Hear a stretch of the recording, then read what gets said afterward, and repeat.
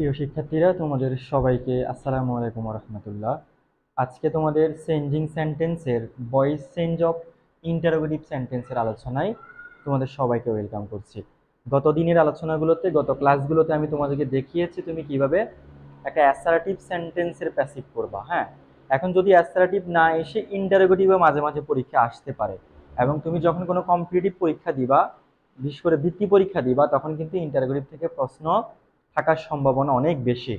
আচ্ছা দেখো, do you see the verb. হ্যাঁ, এটা হচ্ছে একটা ইন্টারোগেটিভ সেন্টেন্স। আমি তোমাদের কাছে ক্লাসে পড়িয়েছিলাম একটা ইন্টারোগেটিভ সেন্টেন্সের কমন প্যাটার্ন হচ্ছে, কমন বৈশিষ্ট্য হচ্ছে তার শুরুতে থাকবে ডাব্লিউএইচ ওয়ার্ড অক্সিলারি ভার্ব এবং শেষে থাকবে একটা কোয়েশ্চেন মার্ক অথবা note of interrogation.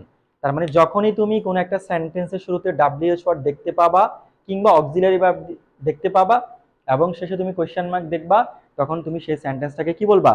Interrogative sentence, মানে প্রশ্নসূচক বাক্য। ঠিক আছে, দেখো do you see the bird, এই যে দেখো এটা হচ্ছে একটা অক্সিলারি ভার্ব। ঠিক আছে, এটা হচ্ছে একটা অক্সিলারি ভার্ব আর বাক্য শেষে কি আছে? কোয়েশ্চেন মার্ক আছে। তাহলে এই বাক্যটাকে তুমি বলবা interrogative sentence. Do you see the bird, তুমি কি পাখিটাকে দেখো? তোমাকে কোয়েশ্চেন করা হয়েছে, তোমাকে কোনো কিছু জিজ্ঞেস করা হয়েছে, দ্যাটস ওয়াই এটা তুমি কি বলবা? Interrogative sentence. এখন এই টাইপের সেন্টেন্স গুলাতে যদি তুমি প্যাসিভ সরাসরি করতে যাও, হ্যাঁ, তোমাদের বেসিকের যে অবস্থা, তুমি সরাসরি এটাকে প্যাসিভ করতে পারবা না। সেক্ষেত্রে তুমি প্রথমে এটাকে কি করবা? এটাকে অ্যাসার্টিভ ফরম্যাটে নিয়ে আসবা। অ্যাসার্টিভ ফরম্যাটে আনার জন্য তোমাকে শুধুমাত্র কি করতে হবে? সাবজেক্টটাকে প্রথমে নিয়ে আসতে হবে। অর্থাৎ একটা অ্যাসার্টিভ সেন্টেন্সের কমন বৈশিষ্ট্য হচ্ছে তার সাবজেক্টটা থাকবে প্রথমে। আর একটা ইন্টারোগেটিভ সেন্টেন্সের কমন বৈশিষ্ট্য হচ্ছে সে হয় ডাব্লিউএইচ ওয়ার্ড দিয়ে শুরু হবে, নতুবা যে কোনো অক্সিলারি ভার্ব দিয়ে সে শুরু হতে পারে। বাক্য শেষে তুমি কোয়েশ্চেন মার্ক দিবা, আর অ্যাসার্টিভ সেন্টেন্সে বাক্য শেষে তুমি ফুল স্টপ দিবা। তাহলে অ্যাসার্টিভ সেন্টেন্সে প্রথমে কি আসবে? সাবজেক্ট। তো দেখো এই ইন্টারোগেটিভ সেন্টেন্সটার সাবজেক্ট হচ্ছে ইউ, তুমি ইউটাকে একদম প্রথমে নিয়ে আসছো। ইউ এরপরে ভার্ব, এরপরে হচ্ছে অবজেক্ট। তাহলে ইউ সি দা বার্ড, তুমি এটাকে অ্যাসার্টিভ বানাই ফেলছো। এবার অ্যাসার্টিভ বানানোর পরে তুমি কি করবা? এটাকে প্যাসিভ করবা। আর প্যাসিভ করার জন্য ওই যে শর্টকাট যে নিয়মটা আমি পড়িয়েছিলাম, O B B three P S, তার মানে প্রথমে কি আসবে? অবজেক্ট আসবে। ঠিক আছে, তাহলে এই বাক্যের অবজেক্টকে, এই যে দা বার্ড, এটাকে তুমি সবার সামনে নিয়ে আসছো।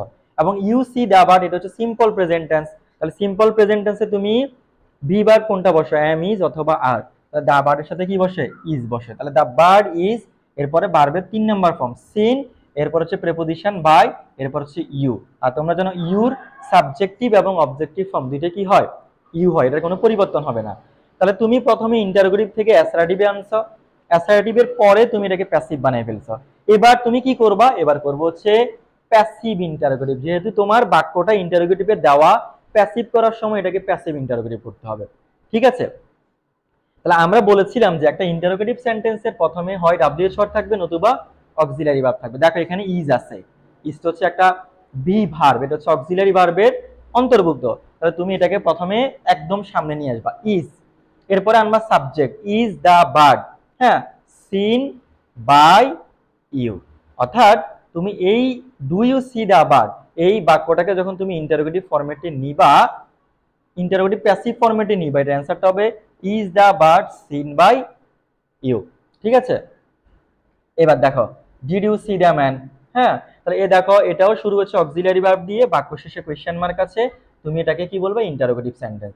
তো যখনই তুমি প্যাসিভ করবা, প্যাসিভ করার আগে তুমি প্রথম যে কাজটা করবা, এটাকে অ্যাসার্টিভ ফরম্যাটে নিয়ে আসবা। তাহলে অ্যাসার্টিভ ফরম্যাটে প্রথমে কি আসবে? সাবজেক্ট আসবে। তাহলে এই বাক্যের সাবজেক্ট ইউ, ইউটাকে তুমি সামনে নিয়ে আসছো। সাবজেক্টের পরে কি আসবে? ভার্ব আসবে। এক্ষেত্রে যদি মেইন ভার্ব থাকে, প্রথমত মেইন ভার্বটা চলে আসবে, আর যদি অক্সিলারি ভার্ব থাকে তাহলে প্রথমে অক্সিলারি ভার্ব, তারপরে মেইন ভার্ব, তারপরে বাকি অংশটা আসবে। তাহলে এখানে শুধুমাত্র একটা মেইন ভার্ব আছে, এই যে সি। এখন তুমি বলতে পারো স্যার এখানে আপনি স কেন নিয়েছেন? এই যে স নিয়েছে ডিড, এটা এটা বসে যখন ভার্বের ফার্স্ট ফর্ম থাকে, ডিডটা বসে যখন ভার্বের ফার্স্ট ফর্ম থাকে। যেহেতু এখানে ডিড আছে, তোমাকে এখানে স নিতে হবে, তুমি এখানে সি নিতে পারবা না। ঠিক আছে, তাহলে ইউ স দা ম্যান। হ্যাঁ, তাহলে তুমি এটাকে এবার আগের নিয়মে তুমি প্যাসিভ করে ফেলো, এই অবজেক্টটাকে সাবজেক্ট বানাও দা ম্যান। এখন যেহেতু এখানে ভার্বের 2 নাম্বার ফর্ম আছে, তার মানে ফার্স্ট ফর্ম, তাহলে ফার্স্ট ফর্ম হলে তোমাকে ওয়াজ অথবা কি থেকে নিতে হবে? ওয়ার থেকে। হ্যাঁ, তাহলে দা ম্যান যেহেতু থার্ড পারসন সিঙ্গুলার, এজন্য তুমি কি নিবা? ওয়াজ নিবা। দা ম্যান ওয়াজ, এরপরে ভার্বের 3 নাম্বার ফর্ম, এরপরে ভাই, এরপরে ইউ, জায়গায় ইউ, কারণ এটা সাবজেক্টিভ এবং অবজেক্টিভ ফর্ম একই। এবার তুমি প্যাসিভ করছো, এবার করবো হচ্ছে প্যাসিভ ইন্টারোগেটিভ। তাহলে প্যাসিভ ইন্টারোগেটিভ করার সময় তোমার প্রথম কাজ হচ্ছে অক্সিলারি ভার্বটাকে সামনে নিয়ে আসা। এই যে তুমি সামনে নিয়ে আসছো ওয়াজ, এরপর দেখো ওয়াজ দ্য ম্যান, ভার্বের 3 নম্বর form by you, was the man seen by you. অর্থাৎ এই বাক্যটাকে যখন তুমি প্যাসিভ করবা, প্যাসিভ ইন্টারোগেটিভ করবা, এর অ্যান্সারটা হবে was the man seen by you.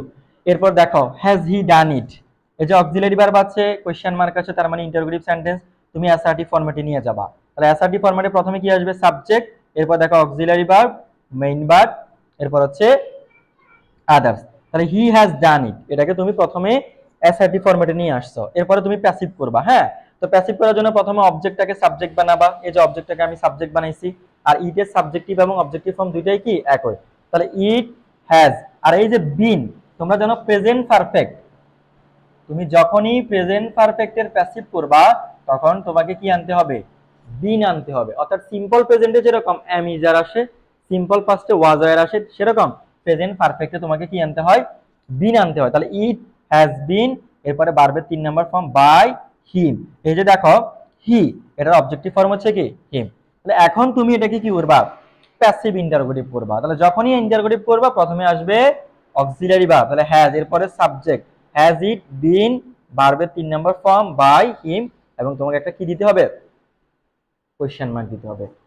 আজকের আলোচনাটা তোমাদের কাছে একটু কঠিন বা জটিল মনে হতে পারে, কারণ তোমরা সাধারণত অ্যাসার্টিভ সেন্টেন্সের প্যাসিভ করতে করতে অভ্যস্ত, কিন্তু মাঝে মাঝে তুমি পরীক্ষা দেখবা যে ইন্টারোগেটিভ থেকেও তোমার পরীক্ষায় কোশ্চেন আসে। বিশেষ করে যারা বৃত্তি পরীক্ষা দিবা তাদের জন্য এই আলোচনাটা খুবই খুবই গুরুত্বপূর্ণ।